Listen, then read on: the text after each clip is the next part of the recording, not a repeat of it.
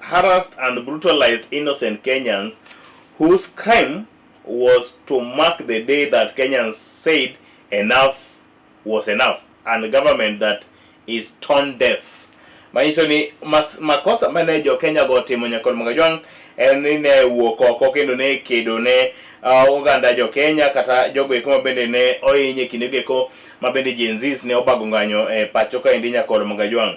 Mane wach maduong' mabende oketie obokeniri mano mar Daily Nation.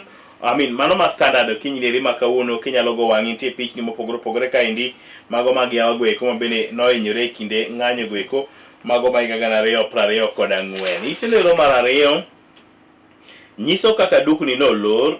Business remained closed at anticipated of the Gen Z's protest in Nairobi. Nairobi oelni no lor nyakor Magajwang, kendo dukni, thoth dukni ne onge ng'ama ne oyawo duka nyakor Magajwang.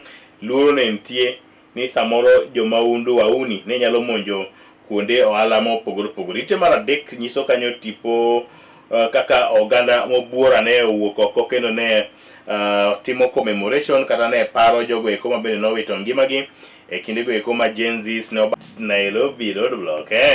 Owacho kaka odiochieng' ma Murkomen nowacho ni en odiochieng' ma chal mana gi mamoko. Kata kamano en mano mabende ne olor koda mana gi mamoko.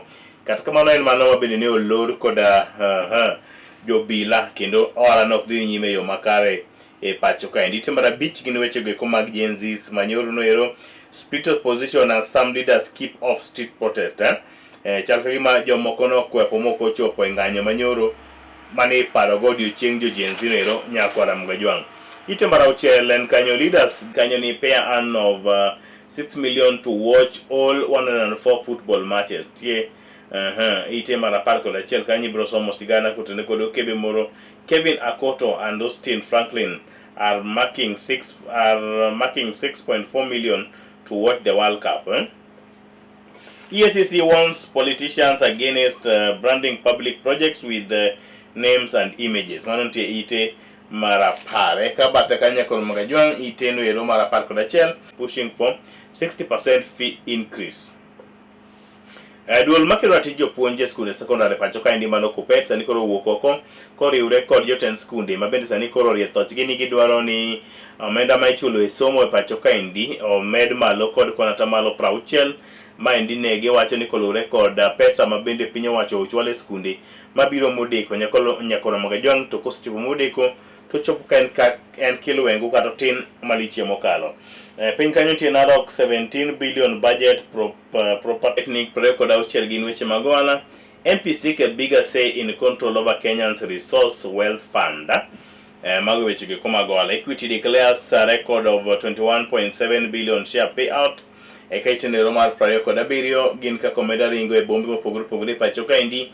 Nairobi koro noywa goro kotenore kod weche go eko mag lwenje kata mago mag ng'anyo mano otimore odiochieng' manyoro. Wach mabende noneno ka welni koro nokodhi nyime yo makare e boma Nairobi. Pinje go eko maoko, Venezuela twin quick kill at least 164 with many trapped. Ne ntiere mor kata yiengni mar piny manotimre e gwenge ebro ka thuolo mading'i weche mag Neymar go eko ite mabele kanyo. Eka ite mar 37 history makers delivers good news to expectant fan. Mano nitie ite mano mar 37. Ite mar 38 ka endi weche mag World Cup go eko dhi nyime. Al Hamadi talent forged on the streets of Liverpool. Lions of Teranga hope to keep roaring as they face Iraq today. So ka thuolo mari mondo migo wang'i e weche maket kod man 39 kucho weche go mag tuke tipo manyiso jogo eko manoloyo gi jogo eko manolo nitie kanyo. South Africa dhi nyime kod ywak koso. The loss to South Africa was too painful. Mosuru ahinya jo South ite mogik nero mar obokeniri mano mar The Standard today gin tipo mag jotelo mabende nowuok oko odiochieng' manyoro kane nyiso ng'anyo kaka nyimako ji bentie kanyo kod Magajwang. Ikawo thuolo mari mondo migo wang'i obokeniri mano mar The Standard today kama e kaka entie nyakod Magajwang. Kawo thuolo mari mondo migo e wang'i ng'ini to mago mabende ne go tachi pacho kendo odiochieng' manyoro Gimago ma bende chal na nyakor mo jong. Obedo kod twak kaindi bang thuolo machok nyakor mo jong. We wa modh pi machok kaduogo to wabedo kod twak kod wendwa. Dungan Justice Adoyo, Awuot Seme.